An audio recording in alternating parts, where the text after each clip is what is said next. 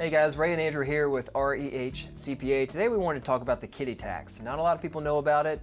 It's kind of can be off your radar at times, but if you're a parent that you have kids and you have investments in your kid's name, then it is a tax that you need to be aware of. So Ray, what can you tell us about the kiddie tax? If you're under the age of 18, you're automatically going to be subject to the kiddie tax. Okay. So if you're under 18 and you have investment income greater than $2,300, you're going to have to pay taxes at your parents' tax rate. Okay. Now, if you are 18 years old, you're subject to the kiddie tax if your earned income is less than 50% of your total support. So if you have a W-2 wage, that is... A W-2 wage is earned income. So if that earned income is less than 50% of what your support is, and by support we're talking about housing, transportation, food, clothing, basically how much it costs for you to live.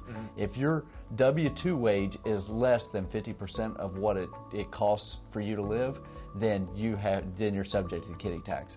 Now, if you are a full-time student under the age of 24, then you're subject to it again if your earned income is less than 50% of what your support is. Okay. So the big takeaway here is just be aware that this kiddie tax exists.